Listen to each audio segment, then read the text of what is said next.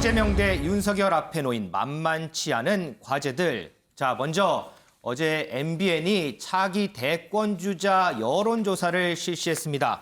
자, 함께 보실까요? 차기 대선 가상 양자 대결인데요.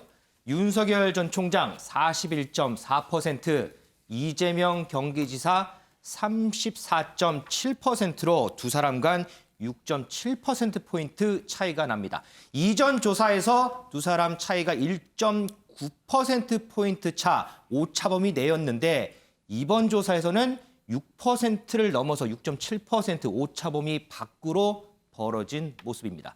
자, 그러면 범여권, 범야권의 주자들 한번 살펴보겠습니다. 먼저 범여권입니다. 이재명 경기지사 34% 지지율이고요. 이낙연 전 대표 13.5%, 추미애 전 장관 6.2%, 박용진 의원 3.6%, 정세균 의원 2.8%의 지지율을 얻었습니다. 범야권 한번 볼까요? 자, 윤석열 전 총장 34.6% 부동의 1위입니다. 홍준표 의원이 14.6%, 유승민 의원이 6.9%를 차지했네요. 최재형 전 감사원장이 3.9%입니다. 자, 이 여론조사 조금 더 들어가서 한번 알아보도록 하겠습니다. 자, 김은미 기자. 네. 한동안 정치권을 강타했어요. 이른바 윤석열 엑스파일. 이 윤석열 엑스파일이 대선 주자를 지지하는데 영향이 있었을까요? 없었을까요? 네, 이번에 그 조사도 같이 해봤는데요.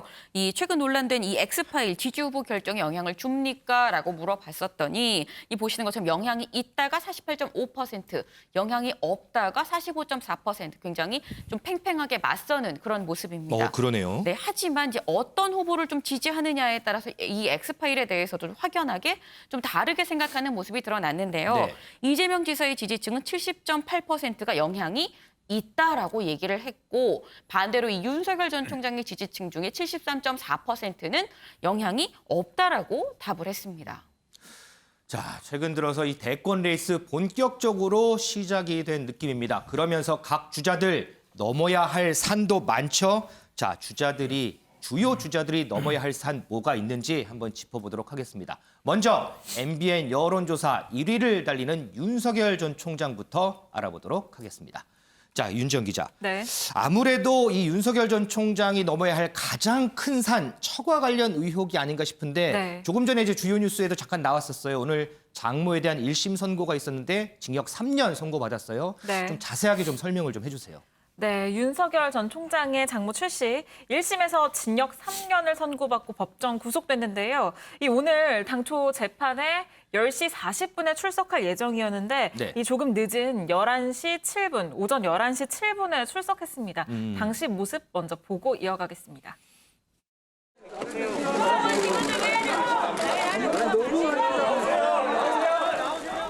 윤 전 총장 정치 선언 이후 첫 선거인데 심경이 어떠신가요? 이사 이름만 올리셨다는 주장 아직도 변화 없으세요? 첫 선거인데 심경이 어떠신가요?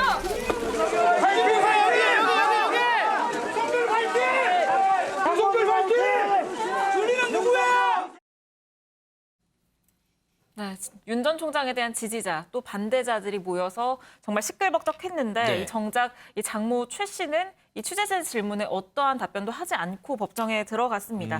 이 최 씨 의료인이 아닌데도 이 동업자 3명과 의료재단을 설립해서 2013년에 요양병원을 개설 운영하는 데 관여하면서 이 요양급여 23억 원가량을 받아 챙긴 혐의로 재판에 넘겨졌거든요. 네. 이 앞서서 검찰이 결심 공판에서 징역 3년을 구형했는데 이 구형한 형량 그대로를 1심 재판부는 선고했습니다.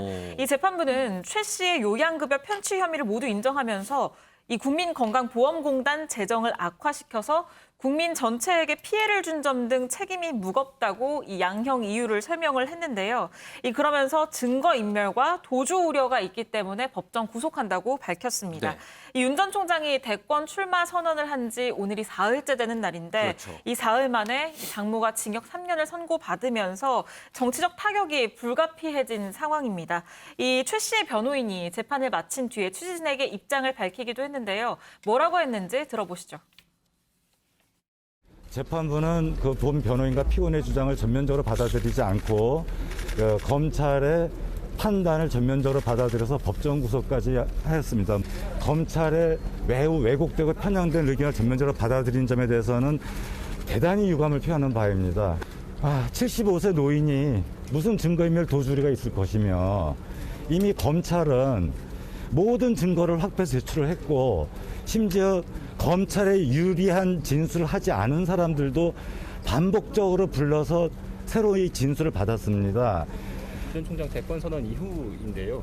그러니까 혹시 장모께서 관련돼서 뭐 말씀하신 게 있다거나 언급한 게 있다거나 뭐 그런 건 전혀 없고요. 이 사건은 최광욱, 황희석이라는 정치인이 윤 전 총장에 대한 공격 차원에서 중앙지검에 고발한 것이 맞습니다. 그래서 시작이 된 건 맞습니다. 그러나 그럼에도 불구하고 대한민국의 검찰과 재판부에서는 형사사건은 그냥 형사사건으로 취급하여야 마땅하고 다른 정치적 목적이 있어서는 안 된다고 생각합니다. 본 변호인도 비록 뭐 윤 전 총장이 요즘에 특별한 어떤 사정이 있지만 그 사건과 이 사건은 과거에도 무관해야 마땅하고 지금도 무관해야 마땅하고 앞으로도 무관해야 마땅하다고 생각합니다. 네, 지금 보신 것처럼 이 변호인은 강한 유감을 표시하면서 즉각 항소하겠다는 입장을 밝혔는데요. 네. 특히 이 사건은 윤 전 총장의 퇴진에 앞서서 이 정치인 3명이 대대적으로 기자회견을 하면서 시작된 정치적 사건이라면서 이 검찰의 왜곡되고 편향된 의견을 그대로 받아들인 재판부의 판단에 대단히 유감이라고 밝혔습니다. 또 75세 노인이 무슨 도주나 증거인멸의 우려가 있다는 것인지 알 수 없다는 입장도 덧붙였습니다. 이동석 기자, 지금 변호인 입장은 들어봤는데 혹시나 오늘 재판 결과에 대해서 윤석열 전 총장 반응이 나왔을까요? 네, 일단 나오긴 했습니다. 윤 전 총장의 대변인실은요, 앞서 오늘 오전 7시쯤 기자들에게 이런 메시지를 전했는데요. 오늘 가족 관련 사건 결과에 대해선 법률 대리인이 입장을 낼 계획이다. 대변인실에선 별도의 입장을 밝힐 계획이 없다. 이런 목소리를 오전 중에 전했습니다. 네. 재판 결과가 나오기 직전에 이런 메시지를 기자들에게 보냈다는 자체가 장모 사건에 대해 개입하지도 않고 대권 행보는 대권 행보대로 이어나가겠다는 의지를 밝힌 것으로 해석이 됐는데요. 네. 그런데 윤 전 총장 대변인실은 조금 전인 12시쯤에 입장을 내지 않겠다는 거를 번복을 했습니다. 그래요? 네, 그러면서 법 적용에는 누구나 예외가 없다는 것이 제 소신이다. 이러면서 윤 전 총장의 입장을 전했는데요. 현재 윤석열 캠프에서는 재판 결과에 대해 굉장히 당혹스럽다는 목소리가 이곳저곳에서 현재 들려오고 있는 상황입니다. 향후 캠프에서 대책회의를 통해서요. 어떤 대응책이 나올지 그리고 윤 전 총장의 어떤 행보를 보일지도 지켜봐야 될 것으로 보입니다. 법 적용에는 누구나 예외가 없다는 것이 제 소신입니다. 지난번 대권 출마 선언 자리에서도 똑같은 얘기를 했었는데 그 입장과 변한 건 없는 것 같습니다. 윤정 기자. 네. 특히나 여권에서 이 선거 전부터 비판의 수위가 상당히 높았었어요. 네. 선거 이후의 반응들이 좀 있을까요? 네, 선고 이후에는 이 책임 있는 언급을 요구하고 나섰습니다. 오늘 선고 전후에 이 여당 관계자 목소리 들어보시죠. 윤석열 씨가 대통령 후보가 되어서는 안 됩니다. 처가 일가 사건 몇 가지는 아주 심각합니다. 법대로 하면 사법처리감입니다. 이건 완전히 나쁜 놈입니다. 그냥 가면 대통령 돼도 날아갈 사안입니다.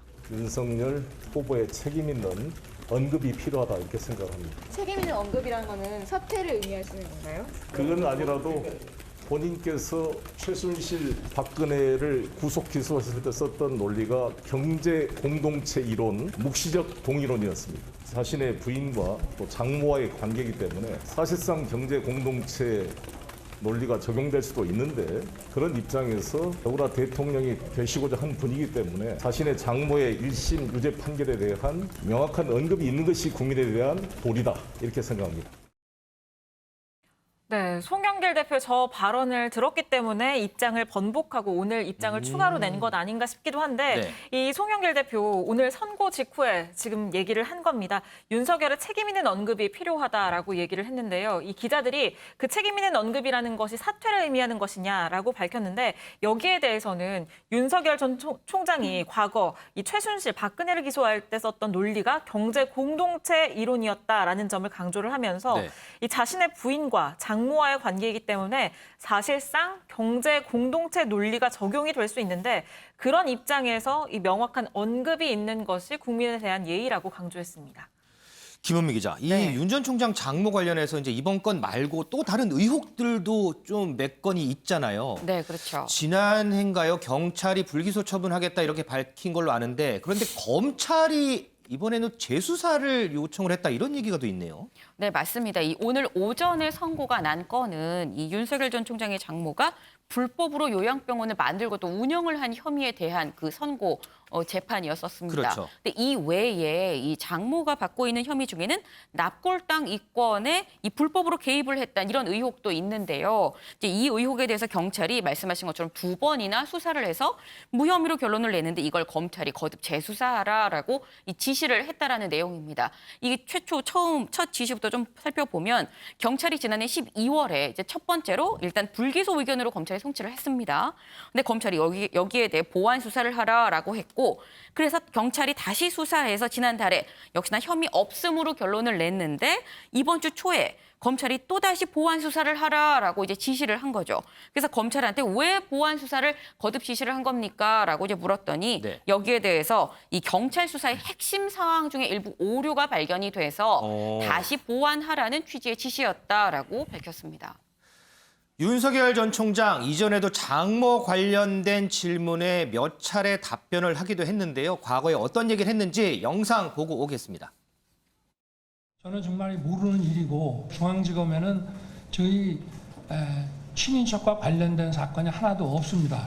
그리고 이 사건이 지금 어디에 있는지 아십니까? 제가 여쭤보겠습니다. 이게 지금 어디 고소가 됐거나 뭐 소송이 들어온 게 있습니까? 아니 그럼 피해자가 고소를 하면 될 거 아니겠습니까? 아니 아무리 국감장이지만 너무하신 거 아닙니까?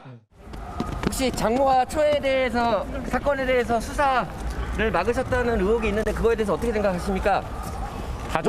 가족 사건에 대해서도 수사지휘권이 발동됐는데 혹시 한 말씀만 좀 듣고 싶습니다.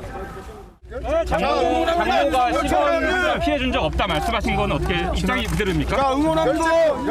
그런 표현을 한 적이 없는데 그게 어떻게 나왔는지는 잘 모르겠습니다만은 법 집행이라고 하는 것은 공정한 절차가 담보돼야 하고 그 공정한 절차에 따른 법 집행에는 누구도 예외가 있을 수 없다. 이현정 의원님, 네. 이 대권 출마 선언하고 사흘 뒤에 네. 오늘 이제 장모가 징역 3년 법정 구속이 됐습니다. 그동안의 윤석열 전 총장 이와 관련해서 상당히 자신감 있는 모습을 보였는데 글쎄요, 앞으로 어떨까요? 이게 큰 타격이 될까요? 일단 뭐 영향을 좀 있을 겁니다. 윤 전 총장 장모가 이제 여러 가지 사업을 하다 보니까 네. 이 사업 관련돼서 이제 피해자라고 주장하시는 분들이 여러 차례 아마 이제 고소도 하고 뭐 이런 이제 이 송사관계가 얽혀 있었던 것 같아요. 네. 그래서 지금 오늘 지금 3년 그 형이 난 그 같은 경우도 요양병원 같은 경우도 원래 이게 이제 경찰에서는 이제 무혐의로 처리가 됐었거든요. 네. 같은 공범들은 이 형을 살았습니다. 그러니까 집행유예가 났었고 형을 살았고 무혐의가 됐었는데 이걸 다시 최강욱 의원 등이 이제 검찰에 고발해서 검찰이 다시 수사를 해서 이제 기소를 해서 오늘 이제 나온 거거든요. 그러니까 이게 본인이 직접 그런 요양병원을 운영했느냐 아니면 그냥 돈을 빌려주고 그 돈을 갚기 위해서 형식적으로만 이제 요양병원에 한 것처럼 했느냐. 네. 이게 이제 사건의 쟁점이에요. 이제 근데 경찰 단계에서는 형식적으로 한 것이라고 받는 것이고 지금 오늘 법원은 실질적으로 이제 요양병원의 어떤 그 운영에 개입을 했다라고 판단을 해서 이제 이 형을 한 거거든요. 이제 그런 면도 있고 지금 검찰 같은 경우도 이제 이런 거 있는데 물론 뭐 윤 전 총장이 이야기했듯이 뭐 범법 혐의가 있다면 당연히 처벌이 되겠죠. 이제 문제는 윤 전 총장이 과연 이 사건 수사에 개입을 했느냐 안 했느냐 이 부분이 중요할 것 같아요. 과연 이 사건 처음에 예를 들어서 무혐의 할 때라든지 네. 이런데 윤 전 총장이 직접적으로 개입했다라면 이거는 윤 전 총장 책임을 져야겠죠. 그렇지만 그렇지 않을 경우는 일정 정도 이제 분리하면서 가지 않겠는가. 물론 아마 굉장히 좀 여러 가지 이제 앞으로 여당의 공세나 또 야권 내부의 이제 다른 주자들이 이 문제 관련된 공세를 할 겁니다. 아마 본인도 뭐 이 문제에 대해서는 각오를 하고 있는 것 같아요. 그동안 수차례 걸쳐서 이 문제를 이야기를 해주고 언급이 많이 나왔었죠. 그렇죠. 이게 직접적으로 자신의 어떤 업무와는 관계가 없었다. 이걸 왜냐하면 장모와 사업 관련된 것이고 그 문제지. 내가 여기에 개입했다라고 한다면 이거는 내가 책임져야 될 것이지만 그렇지 않을 경우는 이거는 나와는 관련이 없다라고 이제 하는 것인데 지금 이제 대선 국면에 접어들면서 사실은 이제 모든 사건들이 이제 조금 이게 정치화돼 버렸습니다.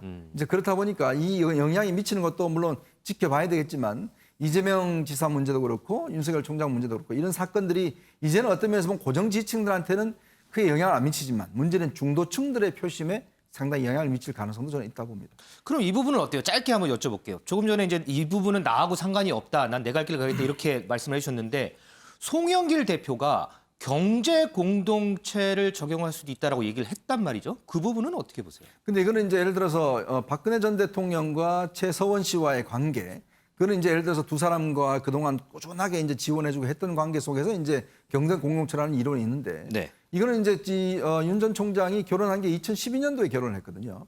그 이후에 이제 한 것이고 장모의 돈이 실질적으로 자신의 어떤 재산 과정에 어떤 영향을 미쳤는가, 이거는 좀 다르게 판단해 봐야 될 문제인 것 같아요. 네. 이건 여러 가지 법률적으로 아주 까다로울 수 있는 문제이기 때문에 이거는 그냥 박 전 대통령과 최서원 씨 관계를 기계적으로 이렇게 결합하는 이 문제는 아닌 것 같습니다.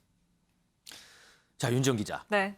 자, 이 문제는 또 그렇고 다른 쪽을 좀 보면 네. 윤석열 전 총장이 이제 SNS를 개설을 했잖아요. 네. 그 이후로 SNS를 통해서 이렇게 정치적인 메시지 이런 것도 좀 내는 것 같아요, 지금. 네, 맞습니다. 이 앞서서 노명래 소방관 순직 관련된 메시지를 냈었는데 이건 정치적 메시지라고 볼 수는 없겠죠. 그런데 어제 처음으로 이 정치적 메시지가 나왔습니다. 네. 그런데 여기에 이런 얘기가 있거든요. 한 걸음 한 걸음 어떠한 비난에도 유혹에도 흔들리지 않겠다라는 내용이 있습니다. 그런데 이 유혹에 흔들리지 않겠다라는 부분에 대한 해석이 좀 분분한데요. 왜냐하면 통상적으로 정치인이 그렇게 잘 쓰지는 않는 얘기이기 그렇죠. 때문에 맞아요. 여러 해석이 나오는 것으로 보이는데 이게 게시물이 올라온 게 어제 늦은 오후 정도였거든요. 네. 그 시점에 대해서 본다면 아무래도 이 부인 김건희 씨와 관련된 사생활 의혹이 지금 증폭이 된 상황, 또 이 장모의 재판을 코앞에 둔 상황이기 때문에 이 유혹이 무엇인가라는 부분의 해석에 대해서는 앞으로 자신의 처가와 관련된 이 네거티브 공격에 맞대응하지 않겠다라는 뜻을 이렇게 유혹에 흔들리지 않겠다라고 적은 것이라는 분석입니다. 그러니까 이 앞서서 이 장모와 관련된 입장에서 법 적용에 누구나 예외가 없다라고 이렇게 선을 긋는 이러한 이 메시지를 냈는데 그것과 일맥상통하게 읽히는 대목입니다. 이동석 기자, 전에 한번 이제 방명록인가요? 이제 윤석열 전 총장이 방명을 썼는데 여기에 대해서 뭐 첨삭지도 뭐 이런 사진들이 올라왔잖아요. 혹시 어제 메시지에 대해서 지금 윤정 기자가 설명한 뭐 유혹이라는 이런 표현도 그렇고요. 관련해서는 뭐 얘기가 없을까요? 네, 분명히 나왔습니다. 여권에서 윤 전 총장의 행보를 비롯해서요, 메시지 하나하나에 주목하면서 비난을 쏟아내고 있는 상황인데요. 정청래 의원이 나섰습니다. 정 의원은 어떠한 압력에 굴복하거나 흔들리지 않겠다는 말은 들어봤어도 어떤 유혹에 흔들리지 않겠다는 정치 문법은 처음 들어본다고 전했는데요. 부자연스럽고 이상하다면서 새 지평선을 열고 있다고 전했습니다. 여기서 정 의원이 말한 새 지평선, 바로 지난달 윤 전 총장이 방명록에 적은 말을 이렇게 비꼰 건데요. 정 의원은 지난달 15일 지평을 연다는 말은 들어봤어도 지평선을 연다는 말은 처음이라면서요. 윤 전 총장의 방명록 메시지를 지적한 바 있습니다. 그렇죠. 당시에 윤석열 전 총장이 대한민국의 새 지평선을 여신이라는 표현을 썼는데 정청래 의원이 이번 메시지를 가지고 또 새 지평선을 열었다. 이렇게 좀 비판을 한 것 같습니다. 윤석열 전 총장이 넘어야 할 산 또 있습니다. 바로 최근에 계속해서 거론이 되는 부인의 사생활과 관련된 의혹들인데요. 김원미 기자, 네. 왜 이 의혹들 관련해서 어제도 저희가 좀 전해드렸지만 야권 내부에서는 왜 부인이 지금 이 시점에서 왜 이걸 언급했을까라는 얘기도 나왔었잖아요. 그런데 네. 또 반대로 이 부분을 또 비호하는 이런 언급들도 있더라고요. 네, 맞습니다. 어제 이 이른바 줄리 의혹에 대해서 야권 내부에서 대응하지 말았어야 했다라는 이 조언들이 쏟아지고 있다라는 내용 전해드렸었는데 네. 이번에 또 같은 야권 안에서도 대응하길 잘했다라고 굉장히 상반된 이 목소리가 또 나왔습니다. 이 바로 권영세 의원인데요. 권영세 의원의 얘기 직접 들어보고 오시죠. 지금 여당 선거 행태가 네거티브에 집중하는, 좀 심하게 얘기하면 네거티브밖에 모른다 할 정도인 모습을 생각을 할 때 윤석열 총장의 부인 문제에 대해서 그 인터뷰로 인해서 본인이 직접 본인의 입으로 끊어주는 것도 오히려 나쁜 선택이 아니지 않나. 정청래 같은 분은 무슨 뭐 입만 열면 야당 비판하는 사람이니까 그건 뭐 그렇다고 치고요. 홍준표 전 대표께서도 그 윤석열 그 후보 쪽에 공격하고 있는 편 아닙니까? 아닙니까? 그래서 그런 면에서 그분의 이 주장이 정치적으로 옳다 이렇게 보기는 뭐 어렵지 않나 이렇게. 네, 이 여당의 네거티브에 대해서 본인이 직접 입을 열어서 해명하면서 의혹을 끊어준 거다, 나쁜 게 아니다라고 지금 얘기를 했습니다. 근데 그러면서 물론 이 홍준표 전 대표, 홍준표 의원은 잘못된 판단이라고 했지만 그 사람은 원래 윤석열 총장을 좀 공격하는 사람이기 때문에 그 사람 말이 다 맞다고 볼 수도 없다라면서 이 우회적으로 홍 의원을 좀 비판하기도 했는데요. 네. 이 김근식 송파갑 당협위원장 여기에 좀 말을 보탰습니다. 이 처가 쪽 사생활에 대한 이 억측, 괴소문에 부화뇌동하면 안 된다. 아니 그럼 친구의 엄마이자 선생님이랑 결혼한 프랑스의 마크롱 대통령은 어떻게 합니까? 라면서 이 외국 정상 사례까지 언급을 했습니다. 윤지영 기자, 반대로요. 이 줄리 언급했던 추미애 전 장관 네. 좀 비판을 받는 모양이더라고요. 네, 맞습니다. 이 정치권에서 줄리에 대해서 처음으로 언급한 게 추미애 전 장관인데 지난달 30일 라디오 인터뷰를 통해서였죠. 인터뷰에서 줄리를 들어봤다라면서 이 대선 후보는 본인뿐 아니라 가족, 친구 관계가 다 깨끗해야 한다라고 밝혔습니다. 이를 두고 이 정의당이 나섰습니다. 강민진 청년 정의당 대표가 경악스럽다라면서 강도 높게 비판에 나섰는데요. 이 강 대표는 줄리 의혹에 대해 들어봤다며 공개적으로 밝혀서 이슈를 수면 위로 끌어올린 추미애 전 장관의 발언은 경악스럽다면서 이렇게까지 정치를 저질로 만들어야 하나라고 맹비난했는데요. 이어서는 이 타 후보 부인을 향해서 깨끗하지 못하다고 암시하는 발언 자체가 더 지저분하다고 생각한다. 추 전 장관께서 어제 진정한 페미니즘을 말씀하셨는데 이 여성을 공격할 때 과거에 대한 성적인 의혹을 제기하는 행태는 너무 낡고 전형적인 방식이다라고 비판을 내놨습니다. 그러다 추미애 장관 어제 인터뷰에서 여성을 공격한 게 아니라는 입장을 내놨는데요. 관련 영상 보시죠.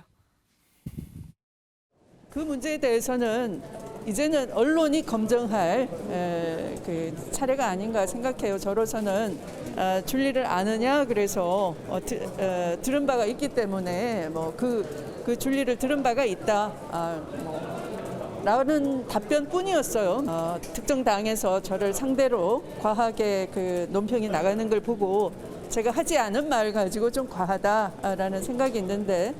뭐 그런 것은 오히려 본질을 흐리는 것이다. 그 여성에 대한 성적인 의혹으로 공격한다, 뭐 이런 얘기를 하셨어요. 여성이라는 이유로 공격한 건 아니고요.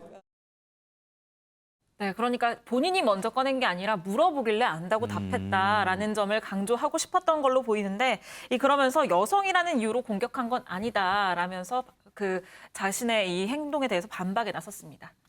이동석 기자, 부인 얘기가 나왔으니까 요거 하나만 좀 짚어볼게요. 왜 윤석열 전 총장이 처음에 이제 SNS 개설했을 때 본인 소개 글에 애처가라고 썼었잖아요. 맞습니다. 그런데 이게 뭐 사라졌다가 다시 나왔다가 뭐 이랬다면서요? 네, 맞습니다. 윤석열 전 총장의 SNS가요. 계속 도마 위에 오르고 있습니다. 개설됐다가 폐쇄되는 등 계속해서 논란이 끊이질 않고 있는 건데요.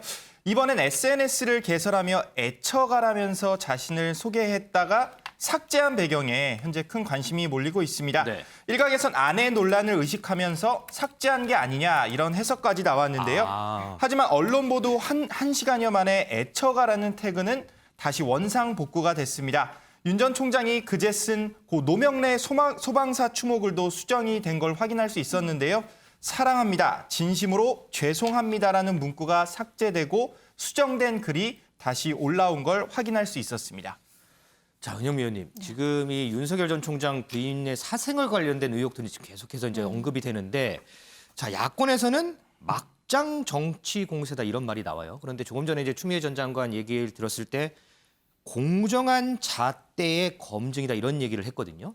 이 부분이 공정한 잣대의 검증 범주 안에 들어가는 부분인가요? 네, 아까 정의당은 뭐 여성의 사생활을 추미애 장관이 공격했다 이렇게 비판을 했는데 저는 영부인은 그냥 여성은 아니라고 봅니다. 공적인 여성이죠. 공적인 자리가 법적으로 보장되는 지위입니다. 예를 들면은 청와대 제2부속실이 있어요. 대통령 영부인, 즉 대통령 부인을 보좌하는 기구고 그런 인력이 국가에서 지원이 되는 그런 조직까지 있는 자리입니다. 그리고 해외 순방 갈 때 같이 따라가죠. 그 비용도 국가에서 대주고 또 거기 가서 해외 그 배우자들끼리 또 외교를 펼치기도 해요. 그러니까 영부인이라는 대통령 부인이라는 배우자라는 자리는 그냥 여성이 아닌 검증이 대상이 돼야 된다 이런 생각이고요. 그렇다면 어디까지 검증 대상이냐 이렇게 봤을 때 지금 이제 뭐 줄리라는 얘기도 나왔지만 사생활까지 건드리는 거는 흑색선전이기 때문에 문제가 있다 이렇게 얘기가 되는데 그게 저는 조금